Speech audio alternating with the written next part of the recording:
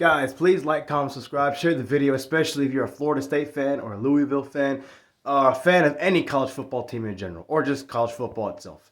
Okay, before I get started, I do want to say I am not picking Louisville to beat Florida State. I'm picking Florida State to go on the road and get a big victory here. But let me go ahead and tell y'all some reasons why Louisville can beat FSU and why FSU may struggle and probably will struggle in this game. Number one, the mentality.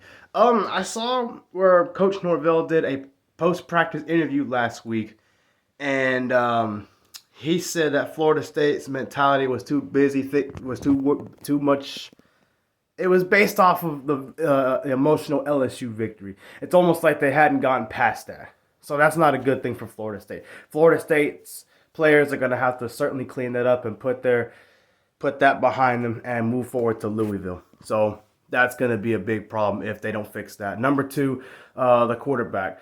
Malik Cunningham is not a consistently great passer, but he's made some good plays throwing the football throughout his entire college football career, and he's a very good athlete. He's such a good runner. He's very hard to tackle for some defenses. And if you look back at the LSU game, LSU's only success on offense for a while was Jaden Daniels running the football. Now, granted, he was bottled up, but anytime a quarterback is bottled up and they're pretty athletic and there's a small little hole there, even when the offensive line struggles to block, that quarterback can still run upfield and get some big yardage. And that's pretty much what Jaden Daniels did a lot. So Malik Cunningham can do that too. He probably will. Florida State's going to have to slow that down if they want to have a chance to win this game in a convincing manner. Reason number three, Louisville's wide receivers. I know they're not supposed to be as talented as Ohio State or LSU's or anybody like that with five-star players, but they're still really fast. They're very talented guys. They're good at catching the football, and they're good enough to make plays on anybody if given the right opportunity. So Florida State needs to watch out for that. Their DBs did pretty well against LSU until the end of the game. They gave up some big plays through the air. So they're going to have to learn to play 4 quarters of football, which brings me to my next reason, 4 quarters of football. Florida State dominated LSU for 3 quarters of that game. Come the fourth quarter, their defense, and I understand LSU's at home. They were given a lot of free no calls, such as holding, pass interference with LSU's DBs. They did a lot of crap and got away with it, but that's still on Florida State to have the same intensity and the same energy to play like that for 4 quarters. And if you look back at it, Florida State's offense had the football most of the game anyway. Florida State's defense was not on the field very long, so that could be a red flag if their defense has to be on the field more.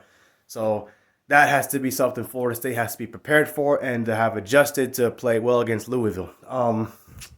Louisville's defense, again, Louisville's not a team that's very talented. They're not going to go and play a team like Georgia or a team like Alabama, Ohio State.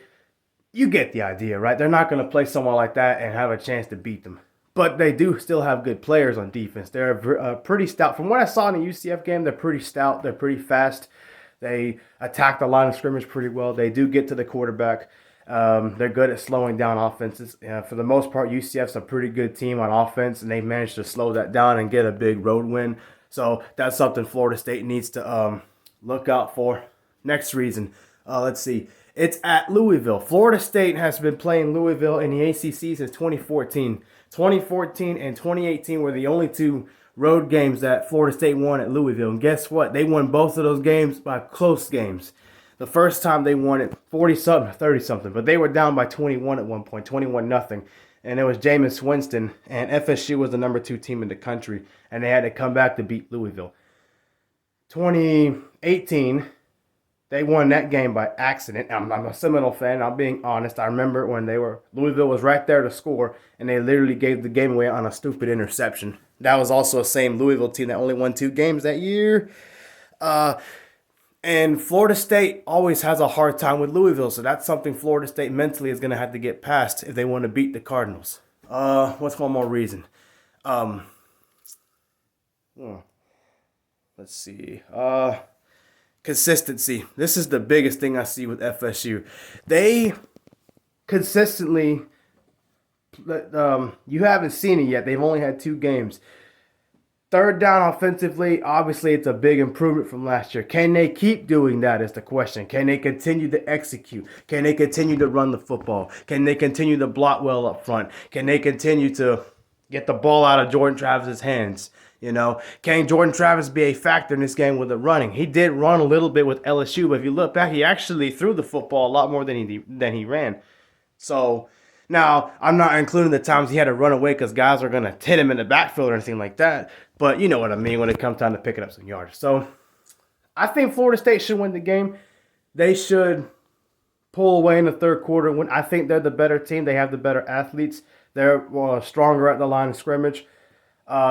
So they should win the game. Oh, yeah, one more thing. Kicking game. Field goal kicker. Don't miss field goals. So, yeah.